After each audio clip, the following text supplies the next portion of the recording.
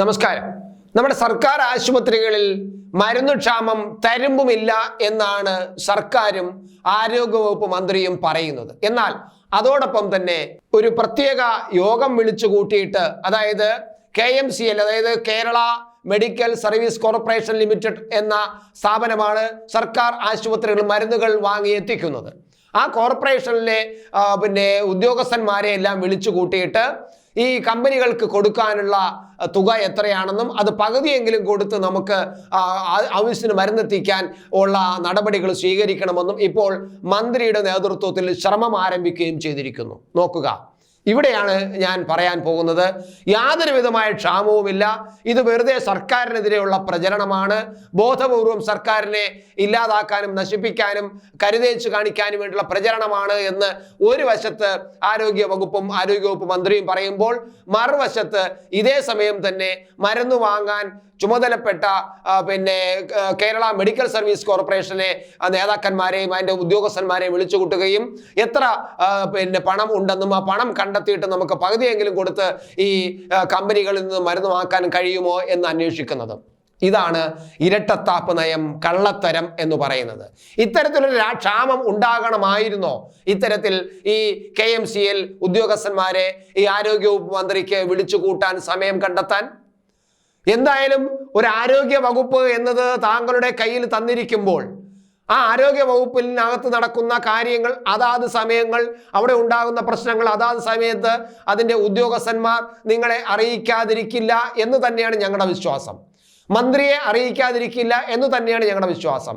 അപ്പോൾ അത്തരത്തിലുള്ള നീക്കങ്ങൾ അല്ലെങ്കിൽ അത്തരത്തിലുള്ള മരുന്നുകൾ ക്ഷാമമാണ്. മരുന്നുകൾ നമ്മൾ കുറഞ്ഞുകൊണ്ടിരിക്കുന്നു. നമുക്ക് കമ്പനികൾക്ക് കൂടുതൽ പണം കൊടുക്കാനുണ്ട്. അതുകൊണ്ട് കമ്പനികൾ ഇനി നമുക്ക് പണം തരില്ല.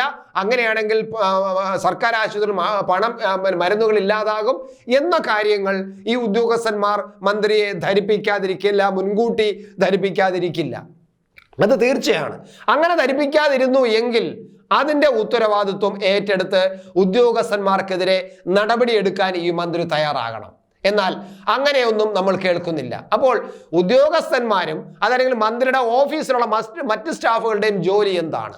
ആശുപത്രിയിൽ മരുന്നെത്തിക്കുന്നതും മരുന്ന് ഉണ്ടോ, ആശുപത്രിയുടെ കാര്യങ്ങളെല്ലാം യഥാസമയം നടക്കുന്നു എന്ന് പരിശോധിക്കാനുള്ള ഒരു പേഴ്സണൽ സ്റ്റാഫിലും ആരും ഇല്ലേ എന്നതാണ് മറ്റൊരു കാര്യം. അപ്പോൾ നമ്മുടെ മന്ത്രിയുടെ ആ ഓഫീസും അതുപോലെ മന്ത്രിയുടെ കീഴിലുള്ള വകുപ്പിന്റെ ആ കേന്ദ്രങ്ങളും യഥാസമയം യഥാരീതിയിൽ പ്രവർത്തിക്കുന്നില്ല, അതല്ലെങ്കിൽ അതിൽ അവലോകനങ്ങൾ ചെയ്യുന്നില്ല, കാര്യങ്ങളെ സസൂക്ഷ്മം നിരീക്ഷിക്കുന്നില്ല, ഒരു മന്ത്രി ചെയ്യേണ്ട കടമകളൊന്നും ചെയ്യുന്നില്ല എന്ന് തന്നെയാണ് ഈ വീണ ജോർജിന്റെ ഈ കഴിവില്ലായ്മയാണ് ഇപ്പോൾ ഈ മരുന്ന് ക്ഷാമത്തിന് കാരണം എന്ന് ഞാൻ പറയും. കാരണം ഞാൻ നേരത്തെ പറഞ്ഞ കാര്യം തന്നെയാണ്.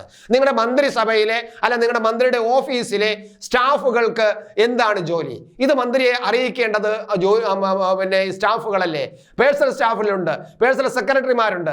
ഇവരെല്ലാം മന്ത്രിയെ ഇത്തരത്തിൽ വലിയൊരു വിഷമം വരും. നമ്മുടെ മാധ്യമങ്ങളെല്ലാം അത് കൊട്ടിഘോഷിക്കും, വലിയ വാർത്തയാക്കും.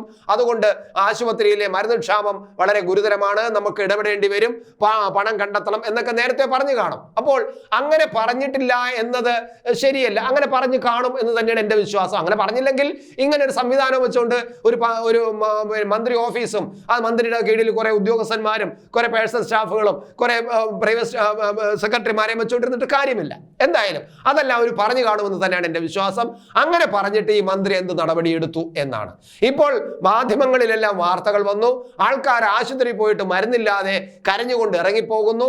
അങ്ങനെ ഒരു ഗതികെട്ട ഭരണ സംവിധാനം നിലനിൽക്കാൻ കാരണം എന്താണ്?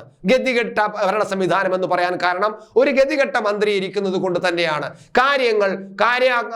അതിന്റെ യഥാസമയങ്ങൾ മനസ്സിലാക്കി കാര്യങ്ങൾ കൈകാര്യം ചെയ്യാൻ കഴിവില്ലെങ്കിൽ പിന്നെ ഈ മന്ത്രി കസേരയിൽ ഇരിക്കേണ്ടതില്ല വീണ ജോർജ് എന്ന് തന്നെയാണ് ഞങ്ങൾക്ക് അസന്ദിഗ്ധമായിട്ട് തന്നെ ഉറപ്പിച്ച് തന്നെ പറയാനുള്ളത്. കാരണം ഇപ്പോൾ നിങ്ങൾ എന്തിന് ഈ വാർത്തകളെല്ലാം വന്ന് നിറഞ്ഞപ്പോൾ നിങ്ങൾ എന്തിനാണ് ഇപ്പോൾ ഈ KMCL ഉദ്യോഗസ്ഥന്മാരെ വിളിച്ചു കൂട്ടാനും കമ്പനികളുമായിട്ട് ബന്ധപ്പെടണമെന്നും നമുക്ക് പണം കൊടുത്ത് കുറെയെങ്കിലും മരുന്നെത്തിക്കണമെന്നും തോന്നാൻ കാരണം? അപ്പോൾ ഇത് നേരത്തെ ചെയ്യേണ്ടിയിരുന്നില്ലേ?